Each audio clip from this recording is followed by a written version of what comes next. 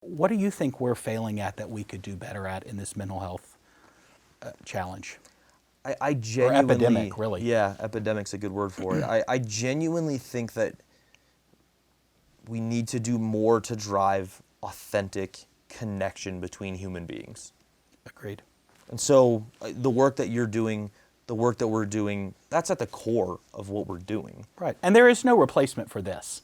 Right. You know, even though we're connected with our phones and our computers, there's no replacement for this. Well, and that's the thing. I think the word connection has become misused. Correct. Because I'm friends with you on Facebook does not mean we're connected. Right. Or really even know each other. Absolutely. Right. Right? Like I know where you went on vacation. Right. Right? And you know my highlight reel. Right, exactly. And so there's no space there to have these authentic connections with people. Mm-hmm. And so I think that's really, everything we do from a mental health focus, mental well-being focus, should come from a place of, how are we driving authentic connection through our work?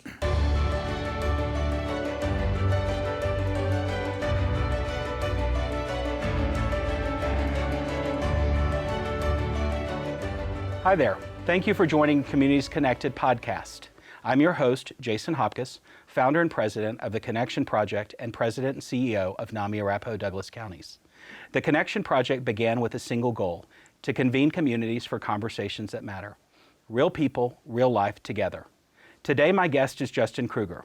I met Justin a few years back at an event we both attended. I immediately recognized his wholehearted passion for the work he does. Justin is the founder and CEO of Project Helping. Simply, the vision of Project Helping is to improve mental wellness through kindness. This powerful initiative was born from Justin's own mental health struggle. As part of his recovery journey, he experienced a gift of healing through service and giving back. Today, Project Helping focuses on connecting individuals and businesses to volunteer opportunities throughout the community. I am in awe of the reach and impact you and your team have made. Justin, thank you for being here today. Thanks for having me. So, as we jump into this, what brought you here? What brought me here to the video podcast? Well, to that place, but how did you get started with the work you're doing? It was completely based on really dumb luck and personal experience. I had been really struggling with my mental health for a long time. Right. I'd come off of my second hospitalization, at which point I figured it was a perfect time to start a relationship. Sure. So I was dating a girl. It was our third date, I think, and she actually invited me to volunteer. So I was very fortunate to be invited at a time that I was really struggling. Right. And that experience of serving someone else that could not repay me was sort of a light bulb moment for me in realizing how much hope and purpose and sort of connection to both people and community I got from volunteering. So really, your life's work today was born from one of the most complicated times of your life, and Yeah. somebody planted a seed of inspiration for you, and you kind of took the ball and ran with it. Yeah, I think unknowingly planted that seed, right? Right. Like just, it was very fortuitous for me that at that point I found volunteerism as an outlet. So you mentioned that you had had your own mental health struggles. How long had you really kind of been in that dark place before you got to this point of inspiration and taking action? I wish I could pinpoint sort of a starting point for that, but as I look back, I really think I can start to recognize symptoms as early as middle school. Okay. Things that I struggled with, and I grew up in a really, really small town, 900 people small. Okay. And so combine that with the fact that we're talking 25 years ago at this point, and there weren't really mental health resources. At the time, I didn't know what it was that I was dealing with. Mm-hmm. But that is sort of in hindsight is what I can really pinpoint as the start of my struggle. So really, you had been dealing with this a long time before you got into the work that you're doing here today. Yeah, 20 years. So tell me about those first opportunities that you started giving back. What'd you do? The very first one that I mentioned I got invited to was with Revision International. Okay. And they go into food deserts and low-income areas of the city and plant urban gardens. So we went and we were at a middle school. We were planting or building really a garden for them so the students could learn about sustainable gardening and grow fresh fruits and vegetables. And I really didn't want to go at all. Right. I know nothing about gardening to this day, frankly. So you didn't learn anything? No, not at all. But I remember going and hearing them explain why we were there and what we were doing and how it would impact those kids that went to that school. And that was the part that was really moving for me. Sure. Knowing that I was going to do something that day that actually mattered. And I just remember sort of being filled with a sense of hope. Like, this is something I want to do again. Not this specifically, but serving people. Right. So you didn't want to become a gardener. No, no one wants me to be a gardener, trust me. But I do remember I wanted to find other ways to give back. And so I started looking for anything and everything that I could find to be able to give back. And I stumbled across Urban Peak through that process and their work, traditional stuff like Food Bank of the Rockies and things like that. It was a really wide range of service opportunities, the ones that I could find anyway, which is really part of the struggle when you're trying to find something to do, is how hard it can be. So were you working at that time too, and in a maybe unsatisfying job, or? Yeah, and that's, I had a really, really good corporate job. Okay. I actually, I played college golf and then played golf professionally for a living for a while. Okay. And then ended up working in that business. So I worked in the golf industry as a rep for a golf club company, and the company I worked for was fantastic. Sure. They were great about how they treated their people. I got paid way more than I should have, to be quite honest, for what I did. And I really genuinely thought that if I made enough money, I'd be happy. Right.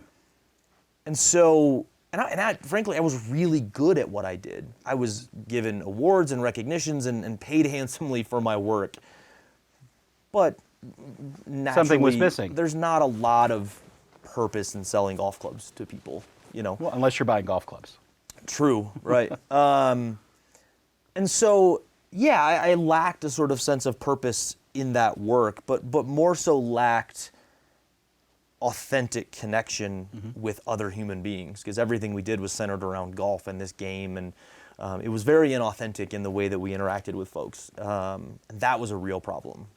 And you're a natural connector anyway, so I can imagine that felt super uncomfortable for you. Yeah. Considering that, you're trying to find out how do we get more plugged in as people, and you're not feeling plugged in yourself. So you had the first interaction with the volunteer opportunity. You're in a corporate job that you don't love. Fast forward to where did that take you? Yeah, I sort of briefly alluded to it, but the process of finding volunteer opportunities and looking for things to do was really difficult. Okay. Finding something that I want to do, to find out that it's 6 weeks or 6 months worth of training or wait list. I needed to do stuff now. Right then. Right? That was essentially my therapy at that point. So I was really frustrated by the process. I was really frustrated by how much sort of red tape there was involved with volunteering. And I understand the need for that, but also I felt like there was a way that we could do it better. Right. But do it better because of the sense of hope and purpose and connection that it could provide people that needed to and wanted to improve their mental well-being. So really intentional. Absolutely.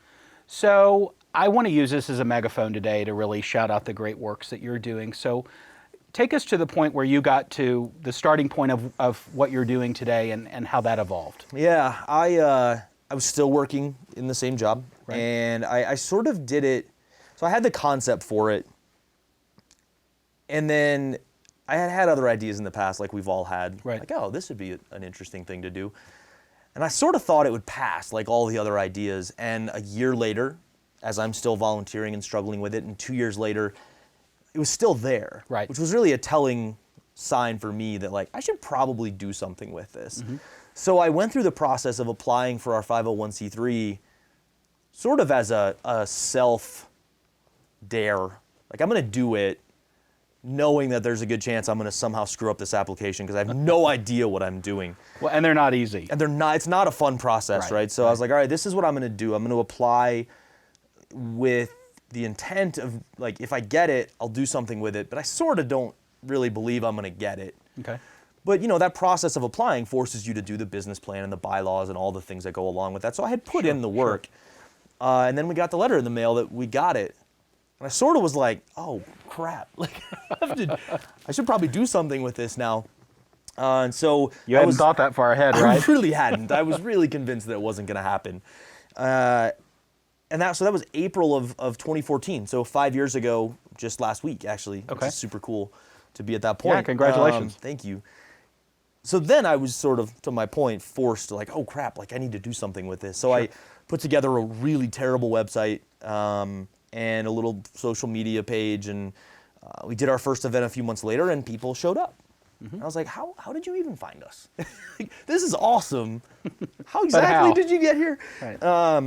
So we started to hear the stories of the people that were coming, and one of the very first stories actually was a young lady that came to volunteer, a young woman that was involved, and she's like, I was looking for volunteer stuff because I thought it would help me because I was really struggling. And I was looking for stuff, and I was frustrated by the process. And one day I searched, and I didn't find much, and the next day I searched, and I found your website. And then That's cool. Here I am. And I still talk to her weekly. Like, so Really? She was one of the very first volunteers that ever came through. And that's when like I was sort of like, okay, like there's something here like that can benefit people.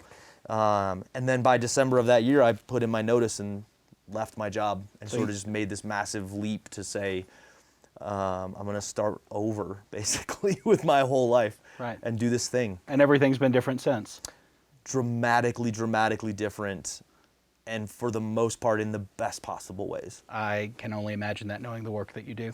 So let's talk about Project Helping. I know when you applied for your 501c3, you had to write a business plan. Yeah. What were your goals and objectives then, and what has it morphed into today?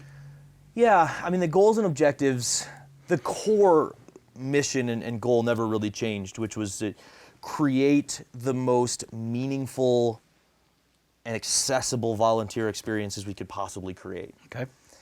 That's still very much at the core of what we do. I never dreamed in that initial concept that it would get to be as big as it is now. I mean, we did almost 500 volunteer events just in 2018. So Wow. I got interviewed like for some tiny little newspaper or something early on, and I said, if we could just like at some point, if we could get to the point where we've given 5,000 hours back to the community while directly impacting the mental health of the people that are volunteering with us, that'd be like beyond my wildest dreams. Right. Well, You blew past that. Yeah, we did quickly. more than that last year, Right. right? So it's been really amazing to see that. And I think where the change started to come in was as we heard people's stories and we heard the impact that we were having on them, we were sort of driven to figure out like what can we do for these folks on the days in between when they're volunteering, because volunteering is a commitment and it takes time. And while the majority of our events are recurring, we never ask people to commit to more than one at a time if they don't want to. Okay. Sign up for one or sign up for 12 in a row, but they're all individual events. Right.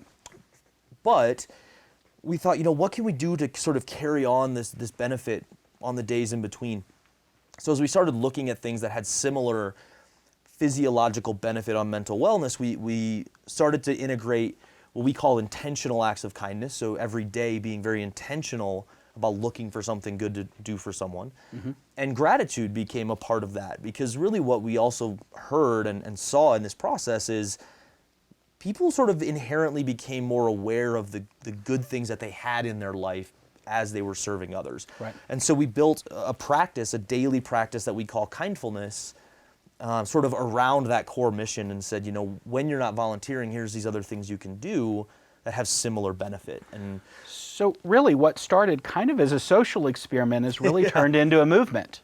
yeah, and gosh, it's hard to, you hear that out loud, right, as the Right. founder, and it's still very surreal to hear, but that's really, the That's what intent. it I mean, is. we've had, between our events and our online platform and our kind kits that we send out, we've had over 50,000 people like participate in this in one way, shape, or amazing. form. So yeah, that's a good way to So describe for it, I people guess. who don't know about Project Helping, how would they get involved? I know you work with businesses, but you work with individuals. Like, Yeah.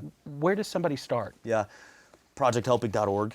Okay. And if I go there, tell me what comes next. Yeah, everything we do is laid out like right there in that first part of the homepage. So Okay. there's opportunities there. Most of our actual in-person volunteer experiences are still in Denver. Okay. But we have 500 of those a year. So there's a multitude of opportunities to get involved in person. You can find our online platform there where you can connect with friends and go through this practice of kindfulness in a way that's fun and gamified. You can also order volunteer projects that can literally be delivered to your home. Really? And sign up for those. You can get a monthly box, for example. We call them kind kits. Okay. And that's a great way to start. Just have it delivered to your door every month and start by doing these and then get involved in other ways. So, it's all around, how easy can we make it for people to impact other people? Right. And we deliver that in such a wide variety of ways now. And as we know, this day and age, like getting people connected is the challenge. Absolutely. And we've talked about many times that people are struggling. As a society, we're struggling. We are more connected than ever technologically, but somehow we're more disconnected. So what you're really fostering here is an opportunity for people to get connected to themselves and others. Right. And I think that's amazing work. Oh, thank you. So how has it changed in the 5 years that you've done it? I mean, obviously I know it's grown and it's evolved. Like, are things different than you imagined they would be beyond that? Yes.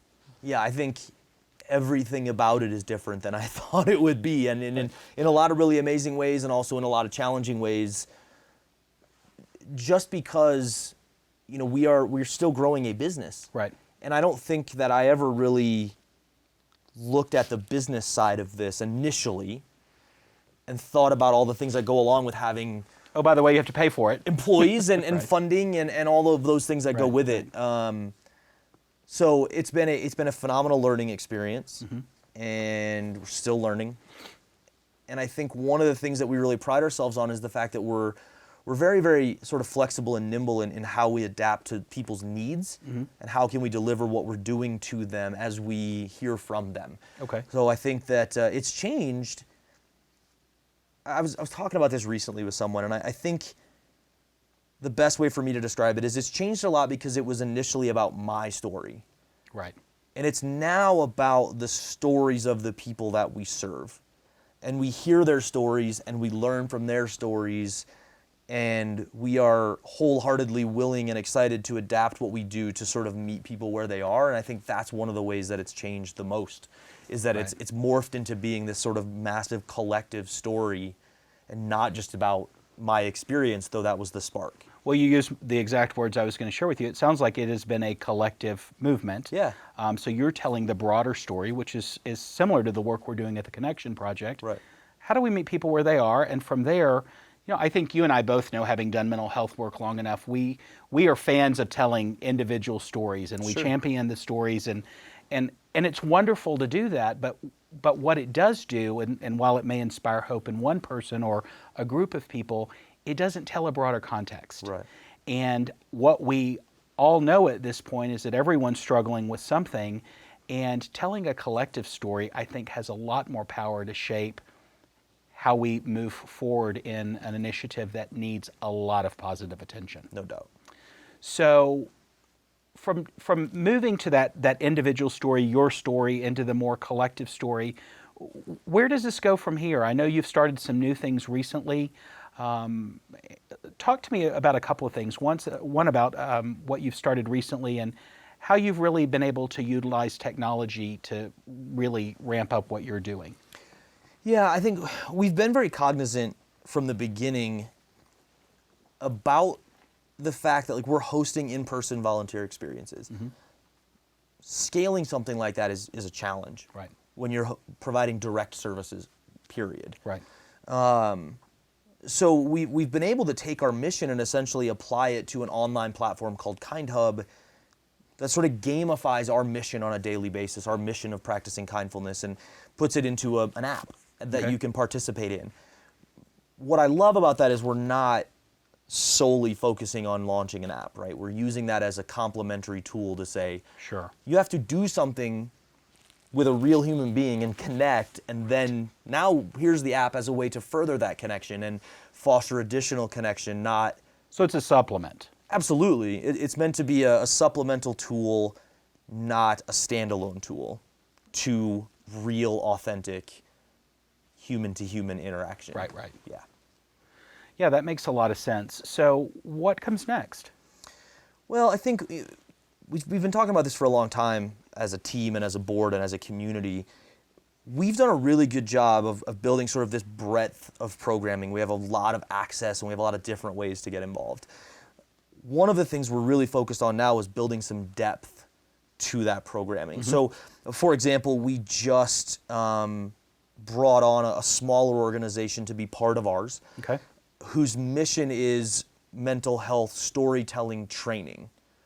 So there's a lot of destigmatizing campaigns, anti-stigma campaigns that are focused on it's okay to tell your story, it's okay to talk about it. Right. Which is great, and I agree with that sentiment. But it's not that clear. It's not that easy. You don't just show up and just tell your story. Yeah, so I think there's a gap there. There's a service that can be provided that gives people tangible skills, learned skills on how to tell your story. Right. Whether your intent is to tell that story online or to a family member or a friend or in your workplace, our intention is to build this really robust or update an existing training to be accessible completely free online with supplemental in-person events to sort of give people the tools to actually talk about it. So take them from it's okay to talk about it to here's how you talk about it. Here's an actual playbook on how to do that. Well, and in fairness, what better person to guide to that work than you, as somebody who has really you developed in this work through telling your story. Totally, yeah. So how important do you think the individual storytelling is to the broader context of the work we're doing today? I think individual stories are always important. And I think it behooves all of us to continue to empower people to be able to tell their story. Right. However, I struggle with maybe the ways that we're empowering people to tell their stories, because a lot of times when we say, tell your story, it's what did you struggle with? Right. What we want to focus on, and what we do through our work is we're trying to give people the ability to say, here's what I'm doing to work on my mental well-being. Right. And that becomes then a collective story. What's actionable. Right, and you know, if and maybe it's not this simple, right? But in the context of, I go to the gym every morning because it's good for my mental health. Right. Or I do yoga because it's good for my mental health. I volunteer, whatever the case may be. Sure. If we take that proactive, action-based, solution-based approach, it becomes much more inclusive. Right? It should be as widely accepted as going to the gym. Right. I agree with that completely. You know, and you and I both go to a lot of events, and I'm always, you know, you go and you see the person that has all the letters after their names, and they have an impressive story, and they'll share their story of struggle. The thing that I'm always left with in most of those conversations is there's never a takeaway about something that I can apply or do. Yeah. And that's the thing that I feel compelled in the work that I'm doing, and I know you do in the work you're doing, is how do we inspire people to take action? Right. You know, I had this conversation earlier. Showing up is really, it's 90% of the equation. Yeah. You know, and I think if there's a way for us through our collective work to be able to inspire people to show up, that may be hope enough. Right. You know, I agree with you that individual story is incredibly important, but the impact is so much more limited. So I think that, you know, through the work you're doing and giving people tools to be able to tell their story in an inspiring and hopeful way, like, that's amazing stuff. Yeah. That's amazing stuff. So what other things are you guys working on? I think you were working on an initiative for women or moms or? Yeah, so we, again, in an effort to create more depth in our programming, we have 2 new programs we're launching this summer. We launched a program called Emily's Lite. Okay. And the context there is we bring moms together, focused on maternal mental wellness. We bring moms together and we're creating these volunteer experiences specifically for moms. They come together, build connection with other moms, and after those events, we actually host a community hour where they can access resources, talk about mental health, but we do that after they've done something to actually work on it, right? To your point, they've shown up, they've done something that's good for their mental wellness. Now we're going to have this community hour and build real peer connections. And Again, recognizing they're not alone. Right. And I think too, that program in particular, we're actually providing free educational programming for kids at the same time, so moms that have children can be there, be in their space, know their kids are getting high quality educational programming at the same time, free of charge. And so we're actually launching a teen program called Kind You at the same time, with pretty much the same context, is teen-only volunteer experiences. They come together, they volunteer, and then there's a community hour after, again, to guide real, authentic connection around mental well-being and actionable things that teens can do to build mental wellness. So what sparked the interest to take this on? These programs in particular? We've had, well, I think that we talk about mental health, and we often sort of limit that to depression and anxiety or whatever the case may be. And I think there's such a wide range of things that are driven with an underlying cause of sort of a mental wellness struggle. And so we wanted to look at high-risk demographics, high-risk audiences, but to your point earlier, give them an actionable step. Give them something like, here's an action you can take that you're going to come away from with a benefit. And really the Moms program, or Emily's Lite program, was driven by a story that I heard. Okay. So we hosted a fundraiser last fall, and it was called Putt Putt for Prevention, so it was a mini golf tournament. Okay. It was tons of fun.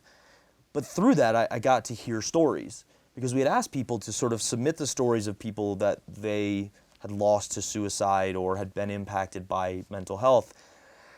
And this gentleman, Todd Ropkin, he sponsored the event, and I had never met him. I don't even know who asked him to sponsor or how he got involved. And actually, I take that back. It was through one of our supporters, Resolute Investments, Gary Rohr. They said, hey, we'll reach out to people we know. And anyway, I reached out to Todd and said, I've never met you, but I'm super grateful for your support. I'd love to hear your story. So we sat down for lunch, and he told me the story of his wife, Emily. Okay. And Emily, they had their first child. Their first child was 9 months old or so, and then they got pregnant with their second. And during that pregnancy, Emily died by suicide while pregnant with their second child. Oh, wow. Which was heartbreaking. Yeah, I mean, that's a compelling, heartbreaking, story to sit and listen to from someone that was so directly impacted by it. Sure. Well, we had internally been talking about maternal mental wellness, postpartum. We have employees that have kids that have been impacted by postpartum. Like, I've personally seen it impact my wife. And so we already had a sort of a predisposition to really that focus on maternal mental wellness. And so we just wanted to build connections for moms. And that story was really sort of the final sort of push to say, like, we really need to do this program. And we, at the same time, we had a youth program that was sort of focused on all ages, which we always knew we were going to eventually have to split off into sort of a teen and then a younger sort of adolescent program. And the timing of it just worked out well, where we built this structure for the Emily's Lite program and said, this structure now would really apply to any sort of high risk, any demographic at a high risk for a mental wellness challenge. And teen suicide's such an epidemic right now that it just made sense for that to be the next. And I have 2 teenagers, so again, that means just it was super close to my heart of like, I have teens, and my kids know kids that have been lost to suicide, and like it just, so it was a matter of sort of a lot of different elements coming together at the right time, and us being very fortunate to have the resources and bandwidth to be able to launch new programs. And so it's just sort of a culmination of the right time and the right place, basically. I think that's amazing. So really, it sounds like the foundation of all of your work is based off a personal story that morphs into something much bigger than that. Well, and again, it goes back to what you said, right? Like this has turned into the collective story.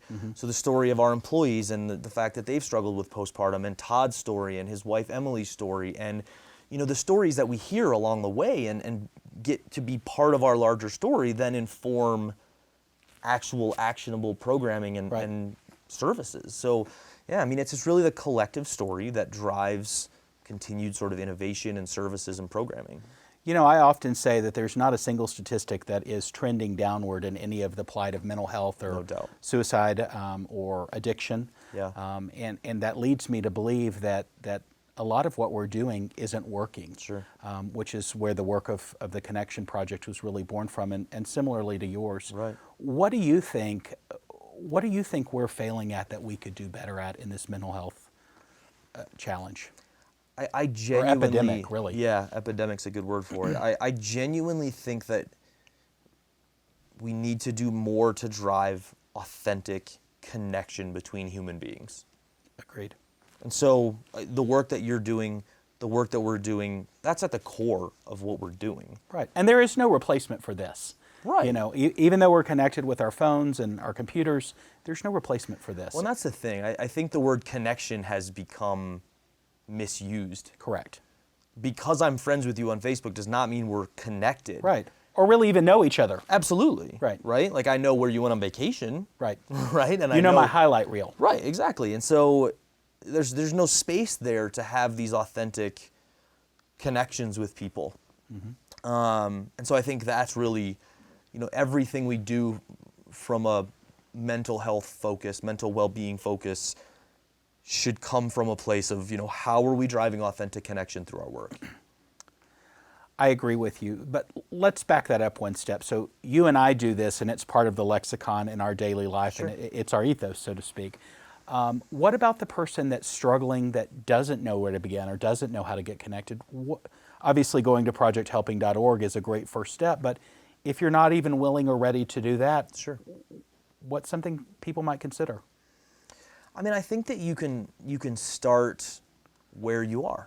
You can start with the people that are around you, the people that you do already have connections with, friends, family, whomever the case may be, and start by, and this is easier said than done, but start by being willing to be vulnerable. Right. And start by being willing to be the one that starts that conversation. You don't have to go create new connections to have authentic connections. Right. It's funny you mentioned the word vulnerable, because that has come up in literally every interview that I've done. And I think it's an interesting word, because the synonym for it to most people, I think, is weakness. Yeah, right. I wonder if the replaceable word for it is humanness. Sure. When we talk about connecting with others, isn't that just humans having a human experience? It should be. It should be. The fact that it's lost now a little bit is probably very telling as well. Right. And I always try to be mindful of the fact that I don't want to be tone deaf about somebody starting in a different place. I mean, Sure. as you have and as I have, we both come from very painful histories that brought us to this place. Like, we didn't start here. No doubt. And I think that that's the important thing to be able to highlight in telling personal stories now. I can look back and say, I don't have any regrets about what happened, but I can assuredly tell you I don't want to do it again. Yeah, no doubt. And I think that for me, and I don't know about for you, if I can be a spotlight that allows somebody to realize, okay, if I can take one step in courage or in faith, that I could end up in a different place, Yeah. maybe that's enough. Yeah. What I have observed in the nonprofit world that we both work in is so many people come from this place of, it's our job to fix you. Sure. And you and I both know that unless you want to fix you, it doesn't matter what I want for you. Sure. So I believe that my responsibility is to let people know they're not alone, and hopefully get them connected to resources or tools that can make a difference if and when they're ready to do the work. Sure. And beyond that, the rest of it is your job to show up. Yeah. Yeah. And it sounds like your initiative is very much the same way. If you're willing to show up, we'll meet you where you are. No doubt. And there's a place for you to get plugged in. Yeah. Is that essentially it? Yeah, absolutely. I think that this comes up a lot in conversation when you talk about mental health programming in general, is, Right. we're really focused on doing something for people, Right. not to people. Right. Right? But it's absolutely on that person to be willing to take that first step whenever you're ready, to your point. And I lead a mental health organization, and the understanding is that you're going to show up for an education class or a support group or a community outreach event, and the reality is I don't know what's going to make you feel better for you. It could be Sure. going to the gym, it could be playing with your kids, but I think we've approached the conversation in the weeds. Yeah. And I think that coming from this place of connection and focused on us being more connected to ourselves and to others, it's the foundation for something completely different. So on that note, let's talk as we wrap up here. What's next for Project Helping? I know you talked about the scalability has its inherent challenges. You've got some new initiatives coming up. Yeah. Where do you go from here? If 5,000 was your goal and you met it, what's next? Right now we're really focused on taking everything that we've learned and building more of this, demographic or audience specific programming. So to the point of what we just talked about, make it easier for people to take that first step. Right. So that really focusing on accessibility for everyone. And just trying to, when you create a program that is for moms specifically, knowing that you're going to be with peers makes taking that first step easier. Right. So continuing to do that and continuing to expand our reach and our access is really our primary focus. And I think you're spot on with that, it really ties into the work we're doing at the Connection Project. Our work is focused on tribes. Yeah. We have learned in our experience and study that as humans, we gravitate towards people that look like us, that have similar value systems, that have similar interests. And you can have many tribes throughout the course of a life, but us assuming that we all just connect together, Sure. like it doesn't work. Sure. So I love the idea that you're focused on specific tribe work that really is aimed at meeting people where they are. Yeah. I think that's fantastic. I so appreciate your time today. This was a Yeah. fantastic conversation. Tell me before we go, what's one thing you're grateful for today? I'm genuinely grateful that I struggled, I think. I love that. Because to your point, I don't regret any of it, and I wouldn't be where I am without it. Right. I'd rather not experience it again. Right. But I am grateful that I was fortunate enough to have the struggle and the experience that showed me a way to help other people. Fantastic. Keep doing what you're doing. Thank you. Thanks, Justin. Thanks for having me.